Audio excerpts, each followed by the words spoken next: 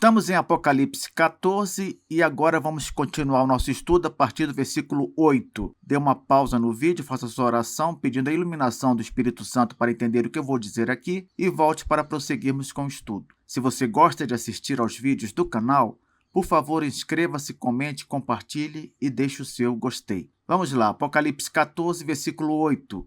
Seguiu-se outro anjo, o segundo, dizendo: Caiu a grande Babilônia, que tem dado a beber a todas as nações do vinho da fúria da sua prostituição. O versículo começa assim: caiu a grande Babilônia. O que é essa grande Babilônia? Aqui em Apocalipse é um símbolo deste mundo caído. Representa o sistema mundial corrompido, o mundo contra Deus. Por que o nome de Babilônia? Porque é uma referência à Babilônia lá do Antigo Testamento, aquela Babilônia de Nabucodonosor, o rei que destruiu Jerusalém e levou o povo cativo. Note que outro anjo surge no céu agora para declarar a queda final e definitiva do mundo não crente. Versículo continua: caiu a grande Babilônia, que tem dado a beber a todas as nações do vinho da fúria da sua prostituição. Preste atenção agora. Nos escritos proféticos, beber do vinho de alguma coisa é experimentar dessa coisa. Por exemplo, Provérbios 4,17. Porque comem o pão da impiedade e bebem o vinho das violências. Então, quando diz que bebe o vinho das violências, quer dizer que vai sofrer violências. É a mesma coisa que experimentar a violência. Ao beber o vinho das violências, a pessoa vai experimentar as violências. Veja agora Jeremias 25,15. Porque assim me disse o Senhor, o Deus de Israel: toma da minha mão este cálice do vinho do meu furor, e darás a beber dele a todas as nações às quais eu te enviar. Então, as nações que forem beber o vinho do furor de Deus, vai experimentar esse furor, essa ira divina. Aliás, foi exatamente o cálice da ira de Deus sobre o pecado que Jesus teve de tomar em nosso lugar. Você sabia disso? Observe a oração de nosso Senhor lá no Getsêmani, Mateus 26:39. Adiantando-se um pouco, prostrou-se sobre o seu rosto, orando e dizendo: meu Pai, se possível, passe de mim este cálice. Todavia, não seja como eu quero, e sim como tu queres. Então, quando você tem conhecimento do uso dessa figura no Antigo Testamento, você entende o que Jesus quis dizer lá no Getsêmani. Ele queria que Deus afastasse dele o cálice da ira contra o pecado. Porém, como estava disposto a cumprir sua missão, Jesus terminou a sua oração dizendo: todavia, não seja como eu quero, e sim como tu queres. Dessa maneira, nosso Senhor acabou experimentando a ira de Deus contra o pecado. Ira essa que deveria ser direcionada a nós, mas foi direcionada a Cristo, porque ele nos substituiu na cruz do Calvário. Diante disso, que nós vimos até agora, quando o versículo aqui em Apocalipse diz que Babilônia tem dado a beber a todas as nações do vinho da fúria da sua prostituição, isso quer dizer que este mundo caído tem feito seus cidadãos, entre aspas, experimentarem a fúria da sua prostituição. Em outras palavras, experimentarem sua imoralidade em seu último grau, em toda a sua fúria. De fato, todos aqueles que fazem parte deste mundo caído, desse sistema mundano, experimentam de forma intensa toda a prostituição que ele oferece. A fúria dessa prostituição, por assim dizer. É como se vê na versão da Nova Tradução na linguagem de hoje. Veja, um segundo anjo seguiu o primeiro dizendo: caiu a grande Babilônia. Ela embriagou todos os povos, dando-lhes o seu vinho. o vinho forte da sua terrível imoralidade. Se você faz parte deste mundo, não há como escapar da contaminação dele, entende? Versículo 9. Vamos com calma aqui. Vamos pelo começo do versículo. Seguiu-se a estes outro anjo, o terceiro. Veja que interessante. Se o mundo não está acostumado a ver anjos de verdade, anjos literais, nos últimos dias da era da igreja, vai ver logo 3 anjos de uma vez, um atrás do outro. Não haverá qualquer dúvida de que o fim chegou mesmo, não é? Porque algo assim, inédito dessa maneira, só mesmo no final dos tempos. Aí o versículo prossegue. Se alguém adora a besta, isso aqui é o anjo falando, o terceiro anjo. Se alguém adora a besta e a sua imagem e recebe a sua marca na fronte ou sobre a mão, aqui o terceiro anjo, ele esclarece a sentença para que não haja qualquer dúvida de que o alvo é toda pessoa que adora a besta, ou seja, adora o anticristo e adora também a sua imagem no lugar de Deus. Essas pessoas são aquelas que pensam como ele, como o anticristo, por isso tem a marca na fronte, na testa, ou estão a seu serviço, daí a marca sobre a mão. Em resumo, a marca da besta, já deve ter ficado claro para vocês, é a completa submissão ao sistema anticristão deste mundo. Todo ser humano que pensa como o anticristo, que pensa como os inimigos de Deus, ou que estão a serviço dos inimigos de Deus, tem a marca da besta. Resumindo, é isso. Versículo 10. Também esse beberá do vinho da cólera de Deus, preparado sem mistura do cálice da sua ira, e será atormentado com fogo e enxofre diante dos santos anjos e na presença do Cordeiro. Que coisa, hein? Veja o que o terceiro anjo diz. Também esse quem?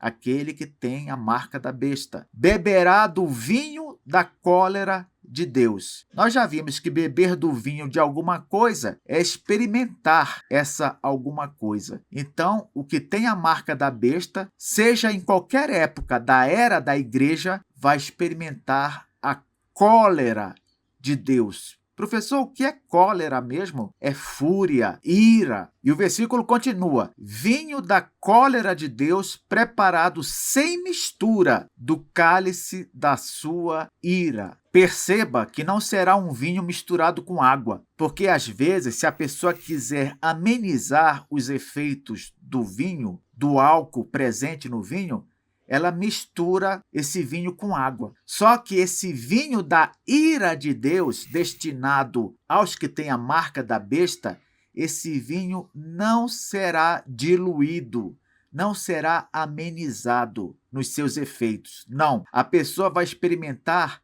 a pura ira de Deus contra o pecado.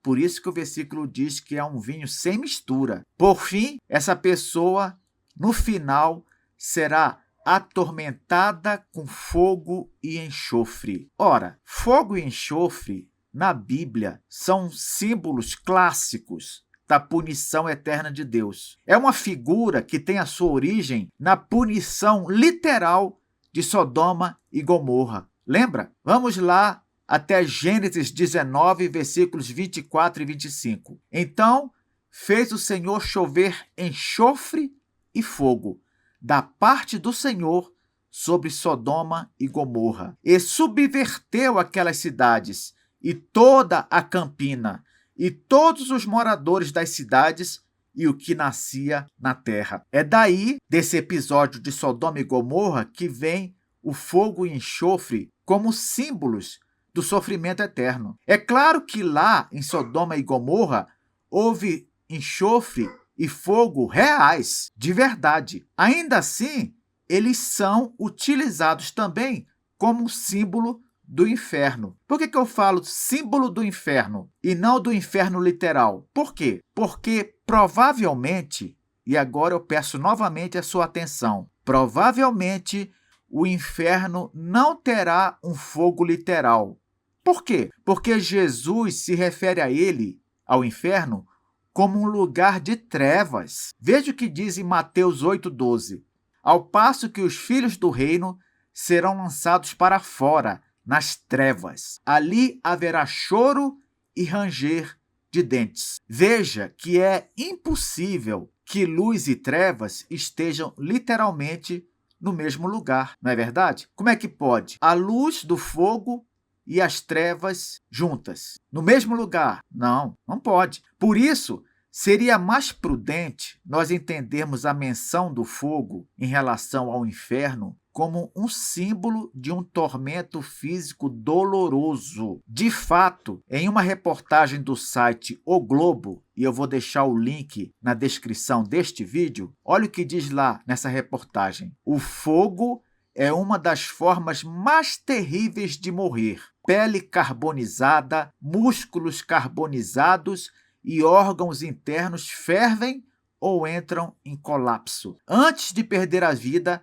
a vítima sente uma dor terrível, causada por danos diretos ao corpo e choque extremo. Com respeito também ao enxofre, veja o que diz Richard Phillips em seu comentário do Apocalipse, publicado pela editora Cultura Cristã, na página 396. Sulfur, ou enxofre, refere-se a um tipo de asfalto encontrado particularmente em depósitos vulcânicos, que produziam calor intenso e um cheiro terrível. Era uma imagem usada frequentemente na Bíblia para o sofrimento terrível sob o julgamento divino. Então agora você sabe de onde vem essa conexão entre fogo e enxofre. Vem de depósitos vulcânicos. Para terminar aqui este versículo, lemos o seguinte, que esse sofrimento com fogo e enxofre ocorrerá diante dos santos anjos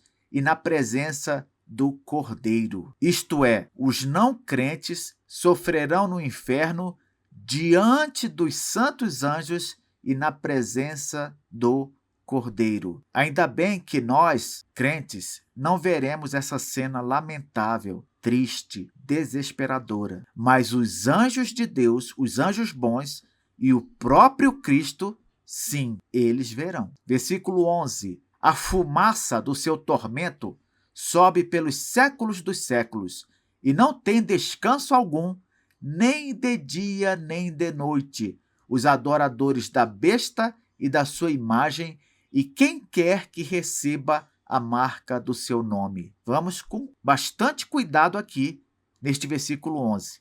Ele começa dizendo, a fumaça do seu tormento sobe pelos séculos dos séculos. Ainda que essa fumaça não seja interpretada literalmente, já que o próprio fogo que a causa não deve ser literal, como eu disse há pouco, ainda assim é dito que ela sobe pelos séculos dos séculos. E essa é uma expressão comumente utilizada na Bíblia para se referir a um período que não tem fim. Isso mesmo, pelos séculos dos séculos é igual a período sem fim. Por isso é que a Almeida, Revista e Corrigida, traz a seguinte tradução, e a fumaça do seu tormento sobe para todo o sempre. Por que eu estou enfatizando esse ponto aqui? Porque se a fumaça sobe para sempre, é porque o fogo queima sempre.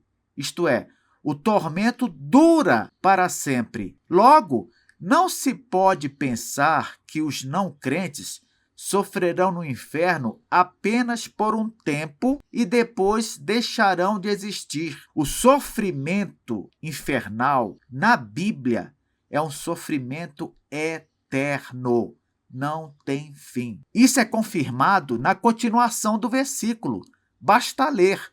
Olha o que ele diz. E não tem descanso algum, nem de dia, nem de noite, os adoradores da besta e da sua imagem, e quem quer que receba a marca do seu nome. Uma interrupção do sofrimento seria um descanso para eles, não seria? Sim, seria. Mas o versículo diz que eles não têm descanso, não descansam do sofrimento. O aniquilacionismo, que é uma doutrina herética inventada por aqueles que não conseguem aceitar a terrível verdade bíblica da eternidade do inferno, não tem qualquer sustentação nas Escrituras. Professor, eu não lembro direito o que é mesmo aniquilacionismo. É a doutrina, repito, herética, que diz que o homem, após ser condenado ao inferno, sofre só por algum tempo e depois é aniquilado.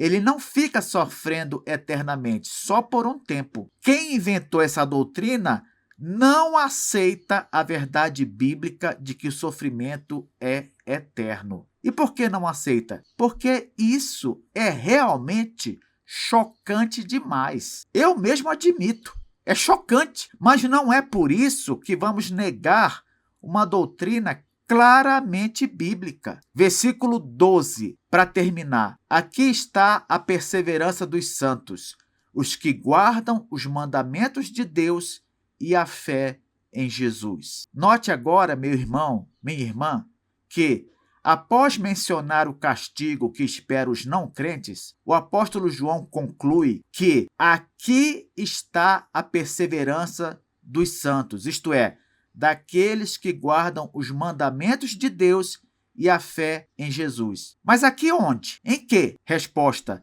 em manter a fidelidade até o fim, quando todos os não crentes serão punidos por Deus. Essa punição dos não crentes, que é certa, ela deve servir como um incentivo para o crente continuar fiel, pois valerá a pena. Veja como ficou este versículo 12 em outras duas versões. Primeiro, na Nova Tradução na linguagem de hoje. Isso exige que o povo de Deus aguente o sofrimento com paciência. Esse povo são aqueles que obedecem aos mandamentos de Deus e são fiéis a Jesus. Você compreendeu a ideia do versículo? A ideia é a seguinte: o sofrimento mencionado aqui dos não crentes deve servir como um incentivo para o crente continuar se mantendo fiel a Deus. Veja também o que a Bíblia Viva diz: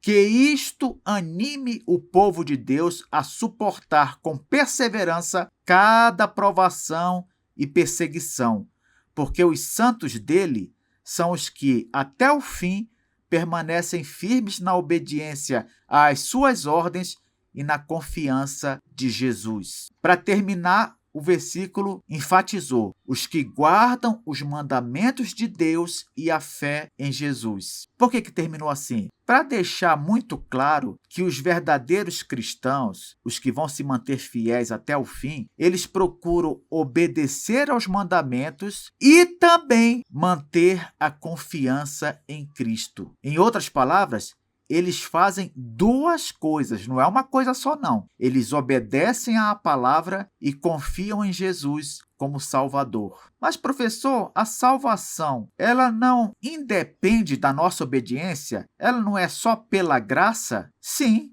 é verdade. Mas o ponto aqui é que, na visão de Deus, é natural, ouviu? É natural que todo salvo, sendo uma nova criatura, se interesse em obedecer à Bíblia. É verdade que a salvação é pela fé em Cristo, pela confiança em Cristo, mas o raciocínio divino é o seguinte: se você realmente confia em Cristo, se você realmente crê nele como Salvador, você naturalmente vai obedecer aos mandamentos. Entendeu? É assim que funciona. Nos veremos então na próxima aula.